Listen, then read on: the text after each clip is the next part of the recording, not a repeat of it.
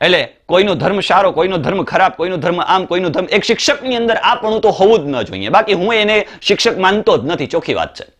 જે શિક્ષકની અંદર ધર્મ હોય, જાતિ હોય, લિંગ હોય, જન્મસ્થળ હોય, આવા પ્રકારના ભેદભાવો હોય, એ શિક્ષકને હું ક્યારેય શિક્ષિત વર્ગ માનતો જ નથી. હું બુદ્ધિ વગરનો વર્ગ કહું છું, એમ કહું તો ચાલે. એવા પ્રકારના આવારા જે છોકરાઓ છે, જે લુખ્ખાગીરીઓ કરતા હોય, ઘણા બધા માદક પદાર્થોનું સેવન કરતા હોય. હમણાં મેં એક એસપી સાહેબનું એક નિવેદન સાંભળ્યું.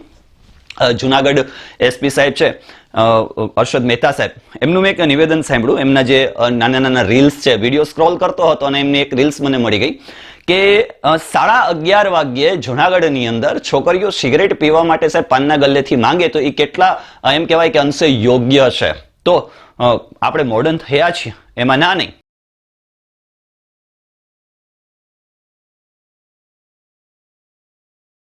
તો મિત્રો, સ્વાગત છે આપ સૌનું ફરી પાછા આજના આપણા વિડીયોની અંદર. હવે મિત્રો પ્રશ્ન એ થાય કે જે કોચિંગ સેન્ટરો છે, આ તમામ કોચિંગ સેન્ટરો સમગ્ર ભારતની અંદર બંધ થઈ જશે કે શું? 1 વર્ષથી માંડીને 16 વર્ષ સુધીના જે કોચિંગ સેન્ટરો ચાલે છે, એટલે કે 1 to 10 સ્ટાન્ડર્ડના જે કોચિંગ સેન્ટરો ચાલે છે, એ જ બંધ થવાના છે કે પછી 11-12ની જે કોચિંગ સેન્ટરો ચાલે છે એ પણ બંધ થઈ જશે? પછી જે ગવર્મેન્ટ એક્ઝામોના કોચિંગ સેન્ટરો ચાલે છે, જે કોમ્પિટિટિવ એક્ઝામોના કોચિંગ સેન્ટરો ચાલે છે, એ સેન્ટરો પણ બંધ થઈ જશે કે શું? આ એક મોટો પ્રશ્ન છે. હવે એના માટે સરકારે શું કર્યું છે? તો કે ઘણા બધા પ્રકારના જે કોચિંગ સેન્ટરો છે ઇલીગલી ચાલે છે. ઘણી જગ્યાએ તો કહેવાય કે વેલ ક્વોલિફાઈડ સ્ટાફ પણ નથી. પરંતુ એક અફસોસની સાથે છે કે ગુજરાતની અંદર જે કંઈ પણ ગવર્મેન્ટ સ્કૂલો છે, આ ગવર્મેન્ટ સ્કૂલોની અંદર પણ શિક્ષકોનો સ્ટાફ નથી. ઘણા બધા ઓરડાઓ ખાલી રહે છે. બાળકોને પ્રાઇવેટ સ્કૂલોની અંદર જવું પડે છે. ત્યાં પણ પ્રાઇવેટ સ્કૂલોનો પણ એક મોટો પ્રશ્ન એવો હોય છે કે એ લોકો પાસે પણ સારા એવા જે ક્વોલિફાઈડ ટીચર્સ જોઈએ છે, એ ટીચર્સ નથી હોતા. અને જે શિક્ષણનું જે સ્તર છે એ તદ્દન સતત નીચું આવતું ગયું છે. હવે બને છે એવું કે ભણશે જ નહીં લોકોને ખબર જ નહીં પડે તો એ લોકો અવાજ કેવી રીતે ઉઠાવશે? કોઈક પણ પ્રકારનું એવું ષડયંત્ર હોઈ શકે, જે હોય તે. પરંતુ પ્રશ્ન અહીંયા એ છે કે જે કંઈ પણ કોચિંગ સેન્ટરો ચાલે છે, એ કોચિંગ સેન્ટરો સમગ્ર તમામ ભારતની અંદર બંધ કરી દેવામાં આવશે કે શું? હવે એના માટે કરી અને સરકારે એક ગાઈડલાઈન બહાર પાડી છે. પરંતુ આપ સૌ મને સપોર્ટ કરો છો. મને ખરેખર અંદરથી ખુશી એ બાબતની મળે કે જ્યારે તમે ચેનલને લાઈક કરો, તમે ચેનલને સબસ્ક્રાઇબ કરો, તમારા જે સર્કલ છે, જે મિત્ર વર્તુળ છે, એ લોકો સુધી શેર કરો, પહોંચતો કરો અને વિડીયોને બરોબર સાંભળો. ઇન્સ્ટાની રીલ્સ આપણે વારે ઘડીએ જોતા હોઈએ, કલાક 2 કલાક નીકાળી નાખતા હોઈએ, પરંતુ એનાથી આપણને કંઈ ફાયદો થતો નથી. તો અહીંયા તમને તમારા ઇન્ફોર્મેશનની, તમારી ઇન્ફોર્મેટિવ જે કંઈ પણ જીવન જરૂરી વસ્તુઓ છે, જીવન જરૂરી બાબતો છે, એ તમારા સમક્ષ પહોંચતી થાય અને મને પણ અંદરથી ઇન્સ્પિરેશન મળે છે. મને પણ મજા આવે છે કે હું તમને કંઈક એવી નવી વસ્તુઓ પૂરી પાડું જેથી કરીને ચેનલને સબસ્ક્રાઇબ કરી લો. ચાલો આપણે આગળ વધીએ કે ગુજરાત સરકારની જે કોઈ પણ, એટલે ભારત સરકાર, કેન્દ્ર સરકારમાંથી જે કંઈ માર્ગદર્શિકા બહાર પાડી છે, ગુજરાતની અંદર કેવી રીતે અમલમાં છે અને એમાં કયા પ્રકારની બાબતોને ધ્યાનમાં રાખવાની છે, એ બાબતની કોચિંગ સેન્ટરના નિયમન માટેની એક માર્ગદર્શિકા તમે સ્ક્રીન ઉપર જોઈ શકો છો કે mister Mahesh Pamnani, chairman SGCCI education and skills development centre Gujarat, state president Gujarat CFI coaching federation of India. अब शिक्षकों के साथ CFI का विश्वास. જોઈએ કેટલો સાથે છે CFI નો વિશ્વાસ. ખરેખર વિશ્વાસ છે પણ નથી પણ, ખાલી વાત કરી દેવામાં આવી છે કે શું? આ આપણે હવે આગળ જોઈએ કે કોચિંગ સેન્ટર માટેના અમુક પ્રકારના નિયમો આપેલા છે કે નિયમન માટેની માર્ગદર્શિકા 2024 જોઈએ. આ regulation of coaching classes centre 2024 નામની ગાઈડલાઇન્સ કેન્દ્ર સરકારે રાજ્ય સરકાર માટે બહાર પાડી છે. કેન્દ્ર સરકારે રાજ્ય સરકાર માટે બહાર પાડી છે. શું કીધું છે? ગાઈડલાઇન બહાર પાડ્યા પછી 3 મહિનાની અંદર નવા અને પ્રવર્તમાન કોચિંગ સેન્ટરોએ રજીસ્ટ્રેશન કરવું પડશે. તેઓ માન્ય કે મંજૂર શબ્દ વાપરી શકશે નહીં. માન્ય અથવા મંજૂર નામનો શબ્દ વાપરી શકશે નહીં. ફક્ત રજીસ્ટર કોચિંગ સેન્ટર લખાશે. એટલે કે આ રજીસ્ટર, ટ્રેડમાર્ક, TM હોય, ટ્રેડમાર્ક હોય, R લખો એટલે રજીસ્ટર્ડ થાય. એટલે કે માન્ય, ફક્ત શું લખાશે? રજીસ્ટર કોચિંગ સેન્ટર લખાશે. આ ગાઈડલાઇન્સ શા માટે બહાર પાડી? ગાઈડલાઇન્સ બહાર પાડવાનું કારણ શું છે? કે ભાઈ એટલી ગાઈડલાઇન્સ હશે તો એની અંદર તમે ટ્યુશન ક્લાસ અથવા તો કોચિંગ સેન્ટર ચલાવી શકશો, નહીતર તો નહીં ચલાવી શકો. ચાલો જોઈએ. તો કોચિંગ ક્લાસીસ સમગ્ર દેશમાં અનિયંત્રિત રીતે ફાટી નીકળ્યા છે, જ્યાં ઊંચી ફી લેવાય છે. મહદઅંશે સાચું પણ છે. કોચિંગ ક્લાસીસમાં તણાવ અનુભવતા વિદ્યાર્થીઓના આપઘાતના કિસ્સાઓ અને દિન પ્રતિદિન વધી રહ્યા હતા. 2023માં આવા 28 આપઘાતમાં બનાવો બન્યા હતા. આગ કે અકસ્માતના કારણે અનેક વિદ્યાર્થીઓએ જીવ પણ ગુમાવ્યો હતો. જો ઘણા મેગા સિટી છે, મેગા સિટીની અંદર એવું હોય કે એની જે ક્રાઇટેરિયા છે, જે ગાઈડલાઇન્સ છે એને ફોલો ન કરેલી હોય. એક સુરતની અંદર કંઈક આગ લાગી હતી, ઘણા બધા બાળકો છે એ મૃત્યુ પામ્યા હતા. આવી પણ ઘણી બધી ઘટનાઓ બની છે. એના માટે કરીને સરકારે એવા પ્રકારની ગાઈડલાઇન્સો, જે ગીચ વિસ્તાર છે, શહેરી વિસ્તાર છે, જ્યાં વસ્તી વધુ છે, જ્યાં એક ક્લાસની અંદર ઘણા બધા બાળકો, મેં ઘણા બધા કોચિંગ સેન્ટર પણ એવા જોયા છે. જો કે મારે કોઈનો વિરોધ નથી, ખરેખર કોચિંગ સેન્ટરો હોવા જ જોઈએ. શા માટે હોવા જોઈએ એ પણ, અને કેવી રીતે હોવા જોઈએ એ પણ આપણે આગળ ચર્ચા કરીએ. પરંતુ લોટ્સ ઓફ વિદ્યાર્થીઓ, 50-50, 60-60, 70-70 વિદ્યાર્થીઓનો માસ ભર્યો હોય છે. ઘણા બધા વિદ્યાર્થીઓ તમે જોયા છે ચાલીની અંદર, પણ આ વિદ્યાર્થીઓને પણ અને વાલીઓને પણ લાગે એટલું ઓછું છે. એનું તમને રીઝન એ કહું કે નામ જોઈને કહેવાય ને કે ઓલો ચાલ્લો કરે છે. નામ જોઈ જાય કે ભાઈ આહા આનું ચાલે છે જબરજસ્ત. હવે એની અંદર ઘણા બધા વિદ્યાર્થી એવા હોય, ભાઈ એક ખાસ વાત કરી દઉં કે એ હોશિયાર હોય, એને ઘડવો ન પડતો, એટલે મોરના ઈંડા ચિતરવા ન પડે ને એમ એને ઘડવો ન પડતો હોય, એ જાતે ઘડાતો હોય. તમે જોયું છે કે એક ક્લાસીસની અંદરથી આખો એક એવો માસ નીકળ્યો હોય કે બધા 99 હોય? શક્ય જ નથી ને. આપણા ઘરની અંદર આપણા 5 સભ્યો રહેતા હોય, એમાં 3 બાળકો હોય, તો 3 બાળકોની અંદર પણ ઘણા બધા પ્રકારના વેરિએશન્સ હોય. કોઈ હોશિયાર હોય, કોઈ એનાથી અતિ નબળો હોય, કંઈક વધારે નબળો હોય, આવું પણ બની શકે. પરંતુ બને છે એવું કે આપણે આવી મોટી મોટી જાહેરાતો જોઈને, ઘણી બધા પ્રકારની લોભામણી જાહેરાતો જોઈને, ઘણા બધા પ્રકારના એવા લોભામણા વચનો સાંભળીને આપણે બાળકને ત્યાં મૂકવાનું પસંદ કરતા હોઈએ છીએ. જોઈએ આગળ જોતા જઈએ, એમ ધ્યાનમાં લેતા જઈએ કે આવ્યા ક્લાસીસ દ્વારા અનેક પ્રકારની ગેરરીતિ અચરાય છે, જેમ કે પેપર ફોડવા વગેરે.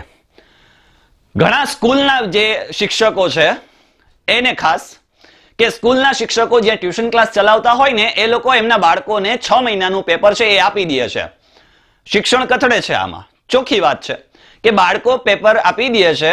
આવું ઘણી જગ્યાએ મેં સાંભળવા મળ્યું છે. માહિતી મળતી માહિતીના સૂત્રો અનુસારની વાત કરું છું કે જે શિક્ષકો છે એ શું કરતા હોય તો કે ભાઈ 6 મહિના કે ભાઈ મારા ક્લાસીસનું નામ ઊંચું થાય, મારા ક્લાસીસના વિદ્યાર્થીઓ જે છે એ આગળ આવે, અથવા તો એનો સારામાં સારું રિઝલ્ટ આવે, એનાથી બીજા 10 વિદ્યાર્થી મારે ત્યાં જોડાય. એટલે આવી રીતે પણ અમુક શિક્ષકો છે પેપરો આપી દેતા હોય છે, જેથી કરીને બાળકની અંદર ખરેખર જે વિકાસ થવો જોઈએ, જે શૈક્ષણિક વિકાસ થવો જોઈએ, એ નથી થતો. એ લોકો સીધો રટ્ટો મારે છે, સ્કૂલની અંદર લખ્યાવે છે, પછી એ કોલેજ સુધી પહોંચે છે. કોલેજ પછી ત્યાં એની અટક થાય છે અને ત્યાર પછી આગળ વધી શકતા નથી. આ ફેક્ટ છે, કડવું છે પણ સત્ય છે. જો કોઈ શિક્ષકો મારો વિડીયો જોતા હોય અને આવી રીતે સાંભળતા હોય તો ભાઈ છોકરાઓના સાથે ચેનચાળા કરવા વસ્તુ યોગ્ય નથી. વાલીઓને પણ ખાસ મારો એવો સૂચન છે કે એ લોકો પણ આવા પ્રકારના ચેનચાળાઓ ન કરે. ઘણા વાલીઓ છે એ લોકો તો ચોરી કરાવવા માટે પહોંચી જતા હોય છે કે ભાઈ મારા બાળકનું, સાહેબ મારા બાળકનું ધ્યાન રાખજો. અરે સાહેબ, તમારી પાસે બાળક તમારું 15 વર્ષ સુધી હોય ને તમે ધ્યાન ન રાખી શકતા હોય, પછી સીધો થોપલો જે કંઈ પણ છે સીધો શિક્ષકો માટે આપણે શું કરીએ છીએ, ઢોળી દેતા હોઈએ છીએ. પરંતુ અહીંયા આ પ્રકારની કંઈક ગાઈડલાઈન છે એને ધ્યાનમાં રાખીએ આપણે. તો 4, ક્લાસીસની નીચે અસામાજિક તત્વો દ્વારા થતી છેડતી અને મારામારી તેમજ માદક પદાર્થોનું ન્યુસન્સ બને છે. મેગા સિટીની અંદર ઘણા બધા કોચિંગ સેન્ટરો હોય, બહેનો બહાર ભણીને કોચિંગમાંથી નીકળતા હોય, ત્યાર પછી બહાર અમુક પ્રકારના અસામાજિક તત્વો જે છે, એવા પ્રકારના આવારા જે છોકરાઓ છે, જે લુખ્ખાગીરીઓ કરતા હોય, ઘણા બધા માદક પદાર્થોનું સેવન કરતા હોય. હમણાં મેં એક એસપી સાહેબનું એક નિવેદન સાંભળ્યું. જુનાગઢ એસપી સાહેબ છે, અર્ષદ મહેતા સાહેબ, એમનું મેં એક નિવેદન સાંભળ્યું. એમના જે નાના નાના રીલ્સ છે, વિડીયો સ્ક્રોલ કરતો હતો અને એમની એક રીલ્સ મને મળી ગઈ કે 11:30 વાગ્યે જુનાગઢની અંદર છોકરીઓ સિગરેટ પીવા માટે સાહેબ પાનના ગલ્લેથી માંગે તો એ કેટલા એમ કહેવાય કે અંશે યોગ્ય છે. તો આપણે મોડર્ન થયા છીએ એમાં ના નહીં, પણ મોડર્ન હંમેશા વિચારોથી થવું જોઈએ. આપણે મોડર્ન કપડાઓથી થઈએ છીએ, બીજાની સામે આપણી શાખ બતાડવા માટે કરીને આપણા જીવનનો આપણે નાશ કરીએ છીએ. એ ખરેખર બહુ ખોટી બાબતો છે. તમારી જે એજ છે, એટલે કે જે મારે 18 થી માંડીને 25 વર્ષ સુધીના કે 28 વર્ષ સુધીના જે વિદ્યાર્થીઓ છે, જે બાળકો છે, જે વ્યક્તિઓ છે, જે યુવાનો છે, આને મારી ખાસ નમ્ર અપીલ છે, આ સમયગાળો એવો છે કે તમે જે રીતે વળશો ને એ રીતે તમે વળી જશો. જો આમાં ક્યાંય પણ પ્રકારના તમે યુટર્ન માર્યો, માની લો કે કોઈ એવા પ્રકારે વેમાં વયા ગયા, તો તમારી લાઈફ કથળી જશે, તમારા પેરેન્ટ્સની પણ સાથે લાઈફ કથળશે અને તમારો જે પરિવાર છે એ રસ્તો ભેગો થઈ જશે. આવું બનશે, બની શકે. ઘણા બધા મારી સાથે જોડાયેલા વિદ્યાર્થીઓ છે, મારી સાથે જોડાયેલા ઘણા બધા યુવાનો છે, આને મેં એમની લાઈફ બગડતા પણ જોઈ છે ને સુધરતા પણ જોઈ છે. એટલે આવું બનતું હોય તો ખાસ આવી બાબતોનું ધ્યાન રાખવું. આ સરકારે એક પ્રકારની એવી ગાઈડલાઈન બહાર પાડી છે અને આપણે સમજીએ તો કોચિંગ ક્લાસીસને કારણે અનુભવાતી પાર્કિંગની સમસ્યાઓ તથા વિદ્યાર્થીઓ દ્વારા થતો શાંતિભંગ અને કોલાહલ આમ છૂટા હોય ને તો જાણે ઘેટા બકરા છૂટા હોય. હવે આ બાબતને લઈને પણ હું એક તમારી સમક્ષ વિડીયો રજૂ કરીશ, જોડાયેલા રહેજો મારી સાથે તમે, કે વિદ્યાર્થીઓ જ્યારે છૂટે છે ને એમાં સેન્સ નામની વસ્તુ જરાય નથી હોતી. પુસ્તક ક્યારેય સેન્સ ન આપી શકે, આ રિયાલિટી છે. પુસ્તક જે છે એ ક્યારેય પણ કોઈ પણ પ્રકારે સેન્સ ન આપી શકે, એ તો પારણાગત હોય. ઘણી વખતે કહેવાય ને કે શિક્ષક છે એ હંમેશા શિક્ષણ આપી શકે, સભ્યતાઓ આપી શકે. અમુક પ્રકારની જે બાબતો છે એ એને પરિવારમાંથી, એના ઘરમાંથી, રહેણી કહેણી છે એના ઘરમાંથી મળતો હોય. શિક્ષક પાસે તો વિદ્યાર્થી ખાલી 5 કલાક કે 2 કલાક રહેતો હોય છે કોચિંગ માટે કરીને શાળાએ. ઘણા બધા પ્રકારની સભ્યતાઓ જે શિક્ષકોને પુરવાર કરવી જોઈએ એ બધું જ શીખવી દેતો હોય છે, પરંતુ ગ્રહણ જે કરે છે એમના ઘરમાંથી કરે છે. એટલે માતા પિતાઓએ પણ આવી બાબતોનું ખાસ ધ્યાન રાખવું. ક્લાસીસમાં સુવિધાઓનો અભાવ, ટોયલેટ મર્યાદિત, પીવાના પાણીની સુવિધાનો અભાવ, જોખમી રીતે બનાવેલા દાદર અને વધુ પડતા વીજભારને કારણે વારંવાર મીટર સળગી જવા, આવા પ્રકારની સમસ્યાઓ ઉદ્ભવે છે. સરકારને આવું બધું ધ્યાને આવ્યું છે, સરકારે આવા પ્રકારની ગાઈડલાઈન બનાવી છે. એટલે આવા પ્રકારની જે ગાઈડલાઈનને ધ્યાને રાખતા આ 6 મુદ્દાઓ છે. કેટલા મુદ્દાઓ છે ટોટલ? આ 6 મુદ્દાઓ છે. 6 મુદ્દાઓને ધ્યાનમાં રાખી અને એવા પ્રકારના નિયમો બનાવ્યા છે. ઉપરોક્ત મુદ્દાઓની ફરિયાદ થઈ હતી. આવા પ્રકારની ફરિયાદો સરકાર સમક્ષ અવારનવાર થતી હોય છે, જેથી કરીને એ લોકોએ ભ્રમક પ્રચાર અને જાહેરાતોને કારણે વિવિધ ક્લાસીસના સરકારની આંખમાં આવી ગયા. આજે પણ કોર્પોરેટ રીતે ચાલતા ક્લાસીસની ફૂલ પેજ જાહેરાત આવે છે. સરકાર માને છે કે સમગ્ર દેશમાં વિદ્યાર્થીઓ માટે વાલીઓ દ્વારા ચૂકવાતી ફીનું ટર્નઓવર 1 લાખ કરોડથી વધારે છે અને ટ્યુશન ફી માટે સરકારે કરદાતાઓને આપેલી રાહત પરથી સમર્થન સરકારે મેળવી લીધું છે. હવે આમાં બે મતાંતર છે. એક વસ્તુ એવી છે કે સાહેબ હું જ્યારે ટ્યુશન ક્લાસ ચલાવતો ને ત્યારે મારે પર યર 1 લાખથી 2 લાખ રૂપિયા ફી બાકી રહેતી. 1 લાખથી પર યર 2 લાખ રૂપિયા ફી. ઘણા વાલીઓ એવા હતા કે બિચારા ફી ન ભરી શકે. અને કોચિંગ ક્લાસ એવા પ્રકારનું છે કે 11-12 કોમર્સ માટેના ક્લાસની વાત કરું છું કે ભાઈ ઘણા વિદ્યાર્થીઓ એવા હોય કે સ્કૂલની અંદર 5 કલાક મેં ગ્રહણ ન કરી શક્યા હોય તો પછીની 2 કલાક છે એ 2 કલાકમાં ગ્રહણ કરતો હોય છે. ઘણી બધા પ્રકારની એવી ક્વેરી હોય છે કે એ ક્વેરીનું સોલ્યુશન ત્યાં થતું હોય. ઘણા બધાના એવા પ્રકારના પેપર્સો હોય છે કે જેથી કરીને એને ખ્યાલ આવે કે અમે આ પેપર્સ, હું એવું નથી કહેતો કે શાળા સારી રીતે આ બાબતોમાં ધ્યાન નથી દેતી, શાળા ધ્યાન દે જ છે, પરંતુ એક શિક્ષકની દરેક જગ્યાએ મર્યાદા હોય છે. એ મર્યાદાઓને ધ્યાનમાં રાખીને હું વાત કરું છું કે શિક્ષકો જે છે એ બાળકને જે કંઈ પણ શાળાના શિક્ષકો છે એ આપતા જ હોય છે, પરંતુ જે ખરેખર છૂટી ગયું છે, જે ક્વેરીઝ છે એ ક્વેરીનું સોલ્યુશન પણ ત્યાં થઈ શકે. વારે ઘડીએ પ્રેક્ટિસ, ઘણી વખતે એવું બનતું હોય કે બાળક ઘરે જઈને વર્ક જ નથી કરતો, તો વર્ક નથી કરતો, એ સારી રીતે અભ્યાસ નથી કરી શકતો, એ બીજા અધર બાબતોમાં ધ્યાન આપે છે, તો કોચિંગ સેન્ટરની અંદર જઈ અને 2 કલાકની અંદર એનાથી જેટલું શક્ય બને એટલું ગ્રહણ કરવાનો પ્રયત્ન કરે છે. કોચિંગ સેન્ટરનું ઘણીવાર આ મુખ્ય હેતુ હોય છે. ઘણા કોચિંગ સેન્ટર એવા છે કે એ શક્ય બને છે એટલી પોતપોતાના મનમાની રીતે ફી પણ ઉઘરાવે છે, અને ઘણા કોચિંગ સેન્ટર એવા છે કે બિચારા માંડ કરીને પોતાનું પેટનું રોટિયું રડે છે, એમ કહું તો પણ ચાલે. એટલે તમામના મતાંતર છે. આગળ વધીએ. નિયમો શું છે? હવે નિયમો ઉપર આપણે આવીએ કે આવી બાબતોને ધ્યાનમાં રાખીને સરકારે શું નિયમો બનાવ્યા છે. નંબર 1, 16 વર્ષથી ઓછી વયના વિદ્યાર્થીઓને કોચિંગ ક્લાસમાં પ્રવેશ નહીં આપી શકાય. એટલે ધોરણ 1 થી 10 સુધી, 10માં બાળક પહોંચે એટલે 15 વર્ષનું થાય. 11-12 કોમર્સ જે છે, કોમર્સ ચલાવે છે, સાયન્સ ચલાવે છે, આર્ટ્સના ક્લાસ ચલાવે છે, એને વાંધો નથી. 1 થી 10 ધોરણ. હવે સાહેબ તો એના માટે પણ કંઈક વિચારવું પડશે કે 1 થી 10 ધોરણની અંદર જે વિદ્યાર્થીઓ છે તો એની કોઈ એવા પ્રકારની ગાઈડલાઈન નક્કી કરવામાં આવે કે સાહેબ એટલી સંખ્યાની અંદર એટલી મર્યાદામાં વિદ્યાર્થીઓને બેસાડી શકાશે, અથવા તો એનું ઉલ્લંઘન ન થાય એનું પણ ખાસ ધ્યાન રાખવું પડશે. સાહેબ આ 1 થી 10 ધોરણના જે શિક્ષકો છે એ લગભગ એમ કહેવાય કે રખડી પડશે, આવું બની શકે. સાહેબ એ લોકો કહેવાય ને કે એક શિક્ષિત વર્ગ એવો છે કે એ વિદ્યાર્થીને જેટલું શક્ય બને એટલું આપવાનો પ્રયત્ન કરતો હોય છે. જોઈએ છે શું આગળ ગાઈડલાઈન બને છે, પરંતુ અહીંયા ખાલી એટલું આપ્યું છે કે ભાઈ 16 વર્ષથી નીચેના એટલે 1 થી 10 ધોરણના જે બાળકો છે એ લોકોને કોચિંગ આપી નહીં શકાય. આગળ વધીએ. બીજું, વિદ્યાર્થીઓને વીકલી ઓફ આપવો પડશે. હવે વીકલી ઓફ એ માટે આપવો પડશે, ઘણી વખત એવું બનતું હોય કે શિક્ષકોને પણ વીકલી ઓફ આપવો પડશે. રવિવારે ટેસ્ટનું આયોજન કરી નાખ્યું હોય, વીકલી ઓફ છે રવિવાર, ટેસ્ટનું આયોજન કરી નાખ્યું એટલે વિદ્યાર્થીઓને 10 વાગ્યામાં બોલાવી લેવામાં આવે, પછી 12 વાગ્યાની અંદર એ લોકોને રજા આપી દેવામાં આવે, એમનું જે વીકલી ટેસ્ટ છે વીકલી ટેસ્ટનું આયોજન કરી દેવામાં આવે, એની સરપ્રાઇઝ ટેસ્ટનું આયોજન કરી દેવામાં આવે, બધા પ્રકારની ટેસ્ટોનું આયોજન કરી દેવામાં આવતું હોય તો વીકલી ટેસ્ટ નહીં લઈ શકાય, એ લોકોને શિક્ષકોને પણ એક વીકલી ઓફ આપવો પડશે. નંબર 3, વિદ્યાર્થીને પોતાના કુટુંબ સાથેના સંબંધો જળવાઈ રહે તે માટે કસ્ટમાઇઝ લીવ આપવાની રહેશે. સાહેબ હું એક વાત એ સમજાવું કે આ બાળકો જે છે એ મોબાઈલની ઘરે રહીને પણ એમના પેરેન્ટ સાથે તાલમેલ નથી મેળવી શકતો. આજના સમયની અંદર 21મી સદીમાં બને છે એવું કે કન્ટિન્યુઅસલી મોબાઈલની અંદર જ ગૂંથાયો હોય છે, ચૂથાયો હોય છે, સમય 5-5, 10-10 કલાક નીકાળી નાખે છે, પરંતુ અહીંયા કંઈક ક્લાસીસ ધ્યાનમાં આવી ગયા છે તો આવી ગયા છે, તો એને કસ્ટમાઇઝ લીવ આપવી પડશે તો આપી દેવાની, બીજું તો શું થાય. નંબર 4, વિદ્યાર્થીઓને વેકેશનના સમયગાળામાં બોલાવી શકાશે નહીં. હવે 12મા ધોરણની અંદર પહોંચી ગયા હોય અને 11મા ધોરણની અંદર જે વિદ્યાર્થીઓ છે એ 12મા ધોરણમાં આવે એટલે 12માનો કોર્સ વેકેશનની અંદર ચાલુ કરી દેવામાં આવે, એટલે કે અગાઉથી એને કવર થઈ જાય. તો આવા પ્રકારના જે કહેવાય કે વેકેશનના સમયગાળામાં ક્લાસ ચાલતા હોય તો વેકેશનના સમયગાળામાં એમને બોલાવી શકાશે નહીં. તો શાળાની અંદર પણ આ વસ્તુ કદાચ લાગુ પડી શકે. જે તમામ સરકારી શાળાઓ છે, પ્રાથમિક શાળા, પ્રાઇવેટ જે શાળાઓ છે એ તમામની અંદર પણ કદાચ આ લાગુ પાડી શકાય ને એમ, કેમ કે ત્યારે પણ વેકેશન ગાળો છે તો એ લોકોને પણ એ પ્રકારની છૂટ જોઈતી હોય, અગાઉથી એ પ્રકારે નહીં લઈ શકાય. નંબર 5, વિદ્યાર્થીઓને શાળાના સમય દરમિયાન બોલાવી શકાશે નહીં. હવે શાળાના સમય દરમિયાન તો ક્યાંય પણ લગભગ મને નથી લાગતું કે કોચિંગ ક્લાસ ચાલતા હોય.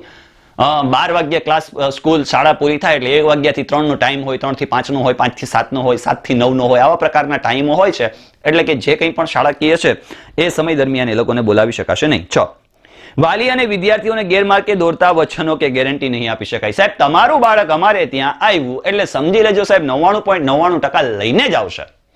તમારા બાળકને અમારે ત્યાં મૂકો સાહેબ, નબળો છે ને આપણે હોશિયાર બનાવીને જ છોડીશું. આવા પ્રકારના જે લોભામણા વચનો છે એ વચનો આપવાના નથી. એ વચનોથી હવે ચાલશે નહીં. આવા કોઈ પ્રકારની ગેરંટી આપવાની 100% પાસ, આપણે ત્યાં 100% પાસ, પરંતુ બાળકને ગ્રહણ ન કરવું હોય તો શિક્ષક ગમે એટલા માથાના પછાડે શું ફરક પડી જવાનો છે? એ બાળક પાસ થવાનું જ નથી તો થવાનું જ નથી. સાહેબ નથી ભણવું, જવા દો. ઘણા બીજા બાળકો હોય છે, હવે સાહેબ જવા દો ની, હવે ભણેલા જ છીએ, ભણીને કોના ઘર ઊંચા આવી ગયા છે? હા ભાઈ આવી રીતે. 7મું, સ્નાતક ન હોય એટલે કે બીકોમ છે, સ્નાતક, ગ્રેજ્યુએશન, બીકોમ છે, બીએ છે, બીએસસી છે, આવા પ્રકારના વ્યક્તિને ટ્યુટર તરીકે રાખી શકાશે નહીં. એ તો સાચી જ વાત છે. ખરેખર એમકોમ બીએડ હોવું જોઈએ, એમએ બીએડ હોવું જોઈએ, બીએ બીએડ હોવું જોઈએ, બીએસસી બીએડ હોવું જોઈએ. આવા પ્રકારના જે ટીચર્સ છે, જે બીએડ, બેચલર ઓફ એજ્યુકેશન, જેને ખરેખર શિક્ષણનું મથાળાની ખ્યાલ છે, જેને શિક્ષણના ઢાંચાની ખબર છે, વિદ્યાર્થીઓને કઈ રીતે અભ્યાસ કરાવવો, વિદ્યાર્થીઓને કઈ રીતે ઢાળવો, તમામ બાળકોને કઈ રીતે અભ્યાસ આપવો, આવા લોકોને જે ગાઈડલાઈનની ખબર છે, જે લોકો ભણ્યા છે, જે લોકો શીખ્યા છે, આ લોકોને એઝ અ ટ્યુટર તરીકે રાખવા જરૂરી છે. નહીતર બીજા કોઈ પણ અત્યારે તો એમ કહેવાય કે દરેક જગ્યાએ પાનના ગલ્લે ફૂટી નીકળેલા શાળાઓમાં, ક્લાસીસોમાં ક્યાંક 12 પાસ હોય. સાહેબ નવરો હતો તો ટ્યુશન લેવા જાઉં છું. વાહ, નવરો હતો ટ્યુશન લેવા જાઉં છું, ભવિષ્ય સાથે ચેનચાળા. આમ કેમ ચલાવી લેવાય ભાઈ? સારી બાબત છે કે ભાઈ આ વસ્તુ ન હોવી જોઈએ તો ન હોવી જોઈએ. શિક્ષકોની લાયકાત વેબસાઇટ પર મૂકવી જરૂરી છે, એટલે બચી તો શકવાના નથી વાલાઓ. કોઈ ક્લાસની અનેક શાખા છે તો દરેક શાખા અલગ યુનિટ ગણાશે. જેમ કે જ્યુપિટર એજ્યુકેશન એકેડમી છે, જ્યુપિટર એજ્યુકેશન એકેડમી 1 જુનાગઢની અંદર ચાલે છે, જ્યુપિટર એજ્યુકેશન 2 સુરતમાં ચાલે છે, જ્યુપિટર એજ્યુકેશન 3 વડોદરામાં ચાલે છે, જ્યુપિટર એજ્યુકેશન 4. હવે આ મારી જે 4 શાખાઓ છે, 4 શાખાઓ એક જ યુનિટ ગણાશે કે આ ભાઈ એક જ યુનિટમાં ચાલે છે. નંબર 9, 50 થી વધુ વિદ્યાર્થી બનશે તેને કોચિંગ સેન્ટર મનાશે. 50 થી વધુ વિદ્યાર્થી હશે તો જ એને કોચિંગ સેન્ટર મનાશે.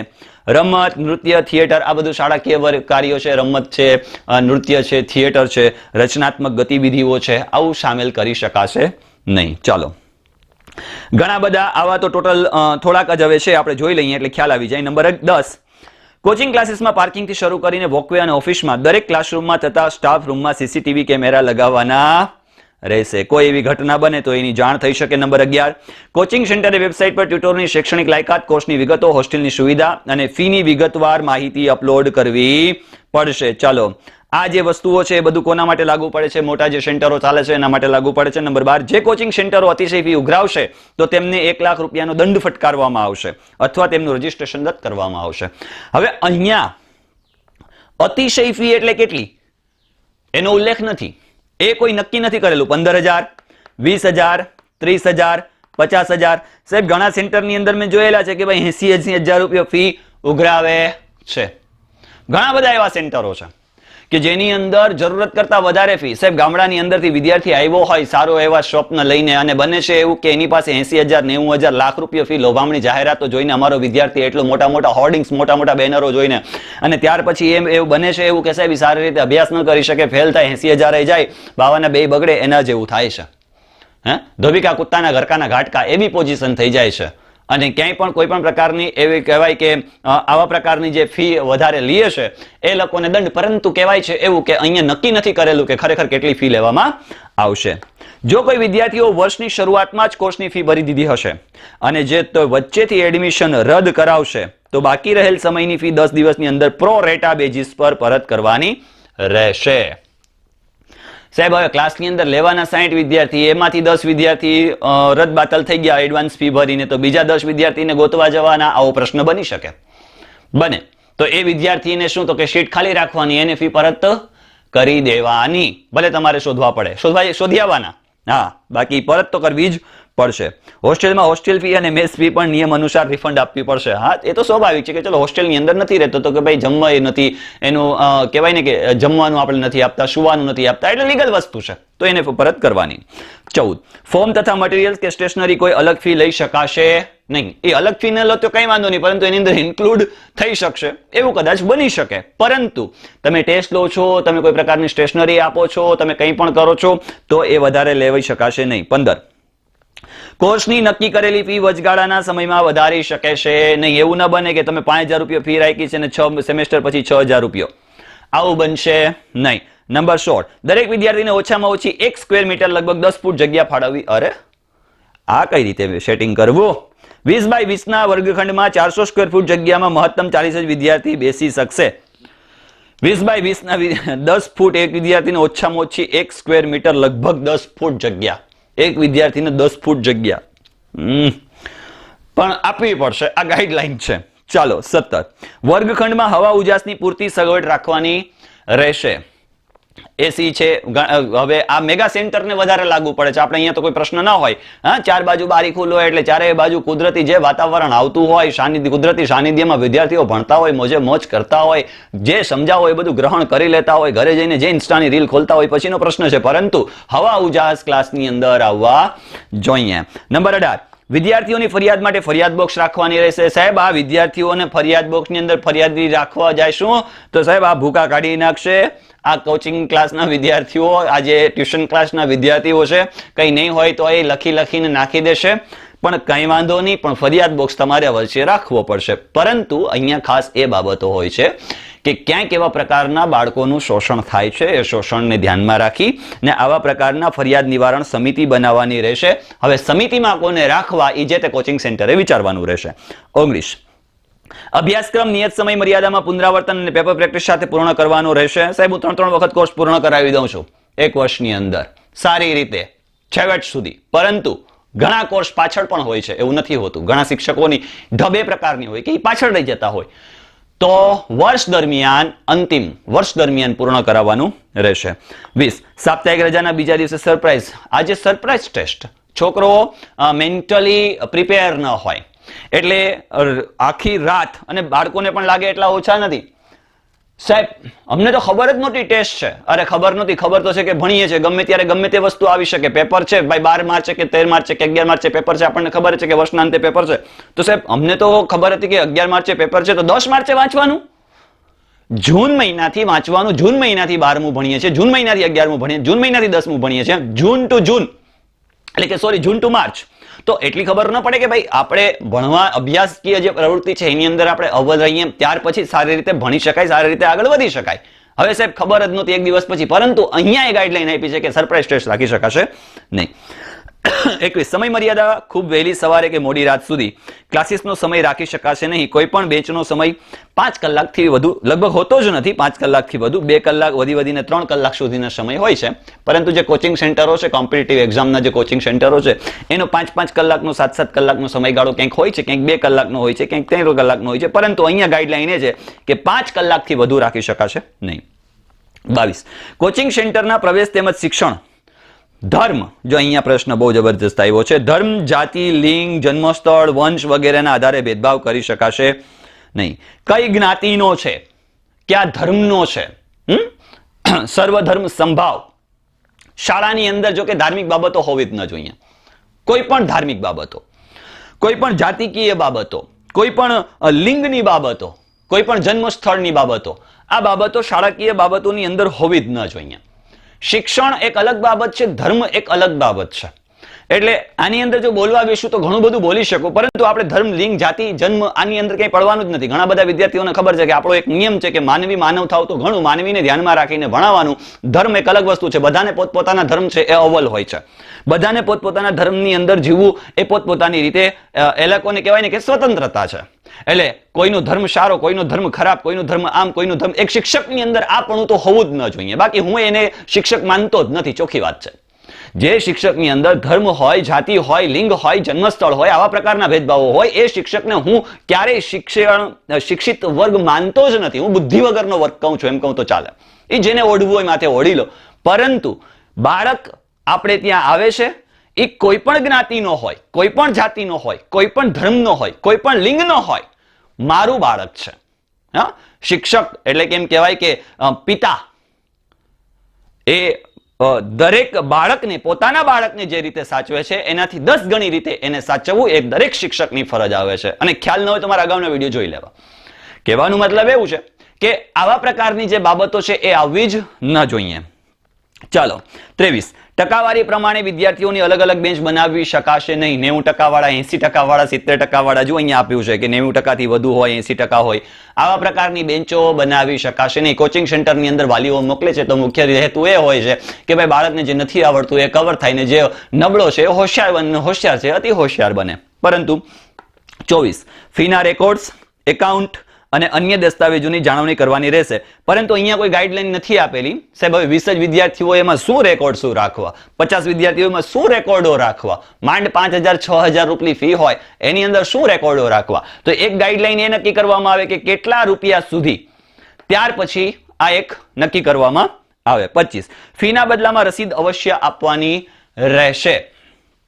26 રજીસ્ટ્રેશનમાં દર્શાવેલ સ્થળે જ કોચિંગનું સંચાલન કરવાનું રહેશે. સક્ષમ અધિકારીની પૂર્વ મંજૂરી વિના કોચિંગનું સ્થળ બદલી શકાશે નહીં. સક્ષમ અધિકારીની પૂર્વ મંજૂરી વિના. સાહેબ તો આ કયા અધિકારીને મળવું એ પણ જરા નોટ કરજો.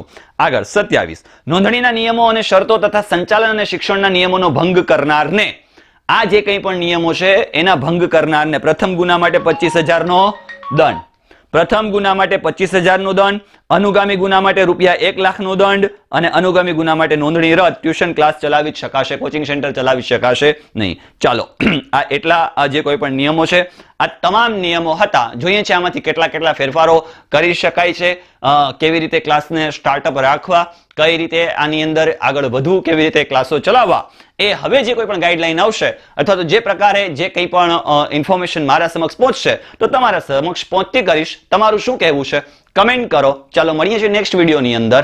ત્યાં સુધી ખુશ રહો, પરિવાર સાથે રહો, ખૂબ પ્રગતિ કરો. ધન્યવાદ.